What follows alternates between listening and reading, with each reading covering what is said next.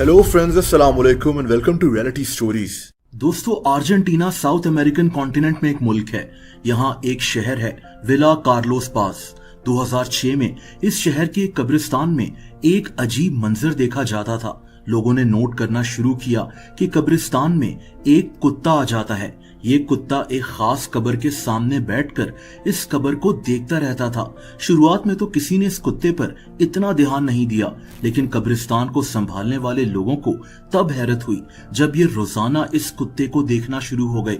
ये अजीब सी बात थी, एक ही कब्र पर एक कुत्ता रोजाना क्यों आएगा और इस कब्र को क्यों देखना शुरू हो जाएगा। दोस्तों, जब ये सारी कहानी सामने आई तो लोग हैरान हो गए।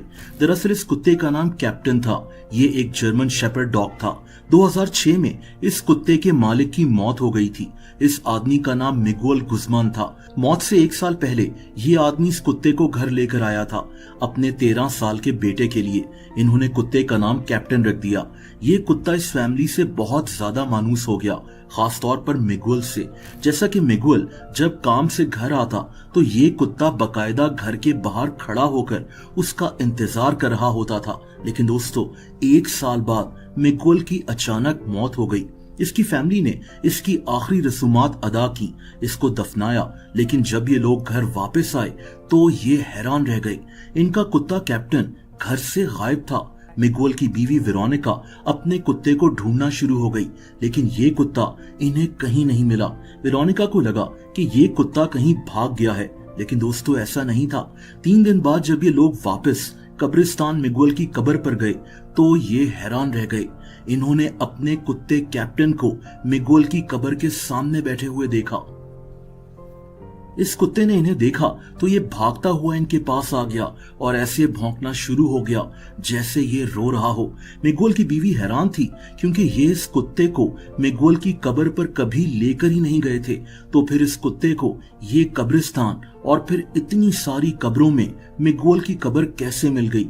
इन्होंने अपने कुत्ते को घर वापस ले जाने की कोशिश की, लेकिन ये कुत्ता वहां से जाने को तैयार ही नहीं था।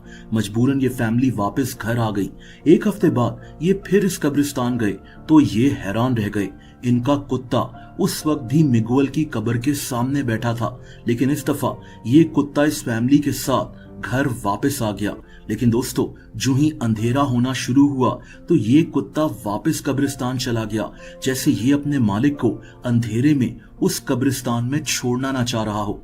इस कब्रिस्तान के रखवाले का नाम हेक्टर था। इस आदमी के मुताबिक इसने जब पहली दफा इस कुत्ते को देखा था तो ये कुत्ता कब्रिस्तान में मुख्तलिफ कब्रों को देख रहा था और फिर ये जाकर मिगुएल यानी अपने मालिक की कब्र के सामने बैठ गया और फिर ये कुत्ता रोजाना इस कब्र पर आने लगा।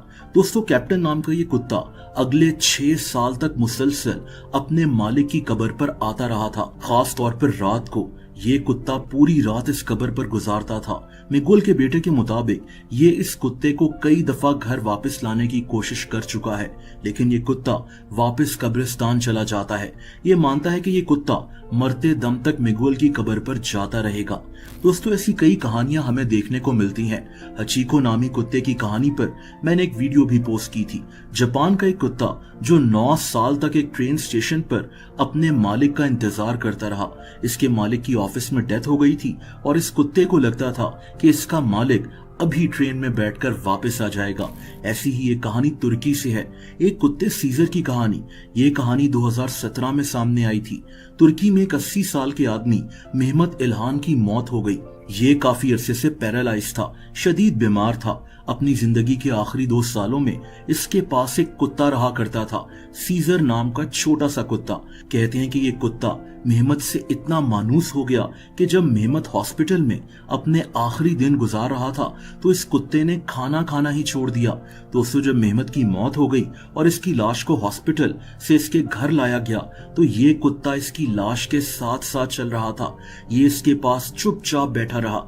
जब मेहमत को कब्र में दफनाया गया तो ये कुत्ता इसकी कब्र के पास बैठा रहा और फिर हर दिन ये कुत्ता घर से निकलता और मेहमत की कब्र पर जाकर बैठ जाता था। ये कहानी तुर्की में बहुत मशहूर हुई थी।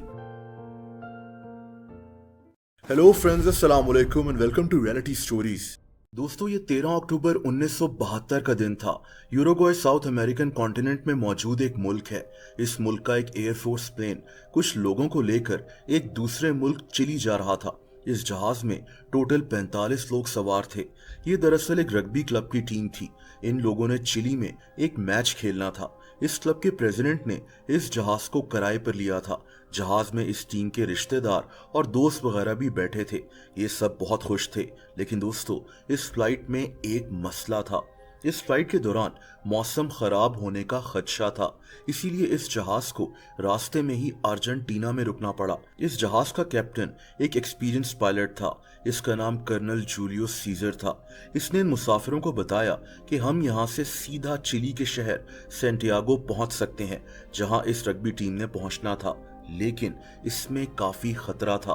इस रास्ते में काफी ऊंचे पहाड़ आते थे, इसीलिए वहां जहाज को उड़ाना मुश्किल था। ये 1972 की बात है। उस दौर में पायलट्स के लिए इस तरह से जहाज उड़ाना बहुत मुश्किल होता था। खैर दोस्तों, इसीलिए इस पायलट ने प्लान बनाया कि ये पहले यहाँ से साउथ की तरफ फ्लाई करेगा और एक दूसरे पहाड़ी सिलसिले के ऊपर से जहाज को लेकर जाएगा। लेकिन ये प्लान कामयाब नहीं हो सका। दोस्तों वो पहाड़ बर्फ से ढके हुए थे। वहां विजिबिलिटी बहुत लो थी। उस दौर में जब पायलट्स को जहाज की तकरीबन हर चीज को खुद ही हैंडल करना पड़ता था, तब यहाँ से जहाज को गुजारना आसान नहीं था। दोस्तों जैसे ही ये जहाज चिली के बॉर्डर के करीब पहुंचा, उसी वक्त इस जहाज के साथ एक अफसोसनाक हादसा पेश आ गया। इस जहाज का राइट विंग एक पहाड़ के साथ टकराया। जहाज फौरन नीचे जाना शुरू हो गया। इस दौरान ये जहाज 2 से 3 दफा पहाड़ से टकराया था। उसी वक्त इसका दूसरा विंग भी टूट गया और फाइनली ये जहाज एक ग्लेशियर के ऊपर जाकर गिर गया। आज इस ग्लेशियर को ग्लेशियर ऑफ टीयर्स कहते हैं, आंसुओं का ग्लेशियर। दोस्तों इतने खतरनाक क्रैश के बावजूद जहाज के 12 मुसाफिर ही मारे गए थे। लेकिन मसला ये था कि कई लोग शदीद जख्मी हुए हुए थे। 12,000 फीट की ऊंचाई पर बर्फीले पहाड़ों में शदीद ठंड पड़ रही थी और तभी ये शदीद जख्मी मुसाफिर भी आहिस्ता आहिस्ता मरने लगे। वो लोग जो जिंदा बचे हुए थे, इनको अब यहाँ सरवाइव करना था, एक शदीद ठंडी जगह पर, जब इनके पास खाना भी ना होने के बराबर था। दोस्तों इस दौरान इस जहाज की गुमशुदगी की खबर फैल चुकी थी, लेकिन इस जहाज को फौरन ढूंढना बहुत मुश्किल हो रहा था। ये जहाज आबादी से बहुत दूर था। वहां से 21 किलोमीटर दूर एक होटल मौजूद था, लेकिन इन 21 किलोमीटर के दरमियान में बर्फीले पहाड़ आते थे। इन लोगों को ये भी नहीं पता था कि यहाँ से आबादी कितनी दूर है, किस तरफ है। दोस्तों इस दौरान ये लोग चॉकलेट्स वगैरह खाकर गुजारा कर रहे थे, लेकिन ये चॉकलेट्स भी खत्म होने वाली थी।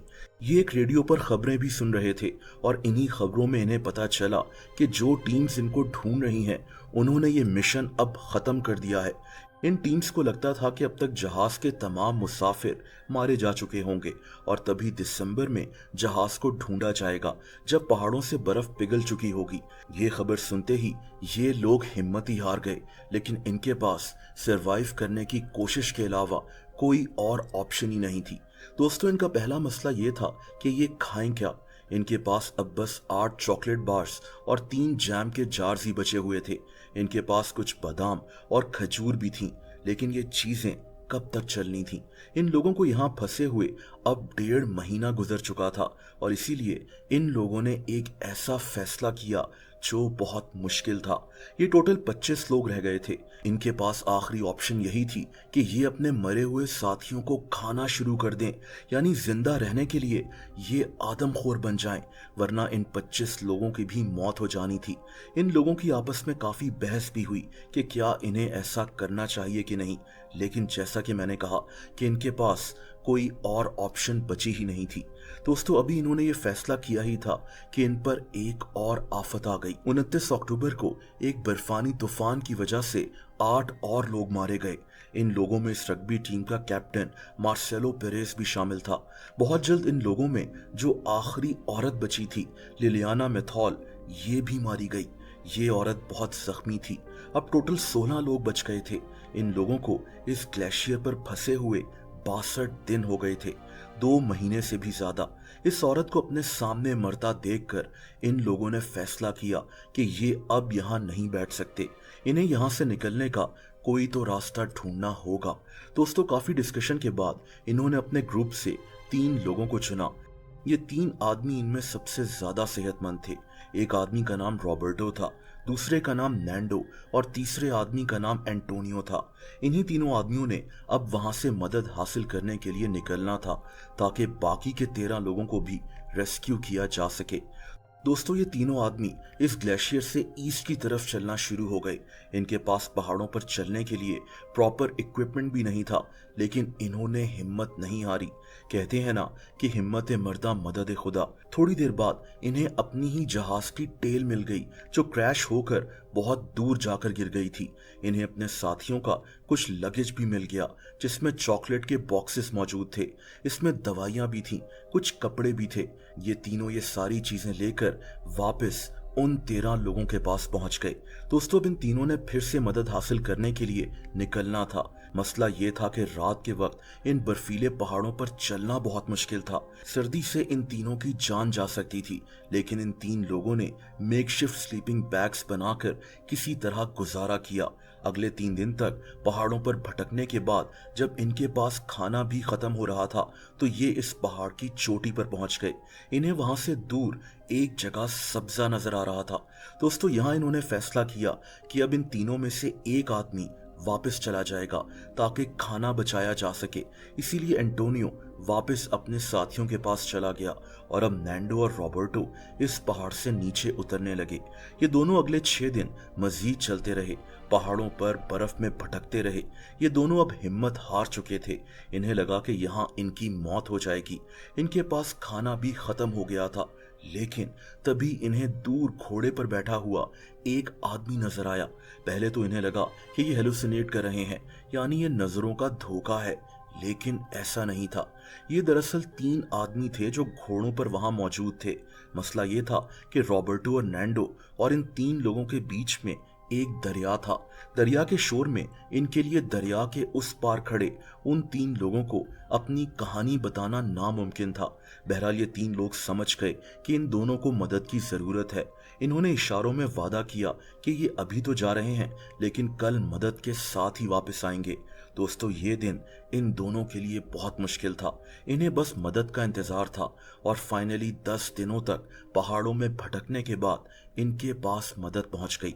ये 3 लोग इनके लिए एक ब्रेड, एक पेपर और पेन भी लेकर आए। इन्होंने दरिया के उस पार से इनकी तरफ ब्रेड फेंकी और एक पत्थर से कागज और पेन बांधकर फेंका ताकि ये दोनों इन्हें अपनी कहानी बता सकें। ये तीनों लोग चिली के रिहायशी थे, उसी मुल्क के लोग जहां ये रग्बी टीम मैच खेलने जा रही थी। बहरहाल दोस्तों इसके बाद एक हेलीकॉप्टर के जरिए पहाड़ पर फंसे बाकी के 14 लोगों को भी रेस्क्यू कर लिया गया। इन लोगों को वहां फंसे हुए 72 दिन गुजर चुके थे। जहाज में बैठे 45 में से टोटल 16 लोग ही जिंदा बच सके थे, जिन्हें अपनी जान बचाने के लिए अपने ही मरे हुए साथियों को भी खाना पड़ा था। इन लोगों को सबसे पहले तो हॉस्पिटल ले जाया गया, लेकिन ये कहानी हमेशा के लिए तारीख का हिस्सा बन गई। सर्वाइवल की ऐसी कहानी बहुत कम देखी गई है।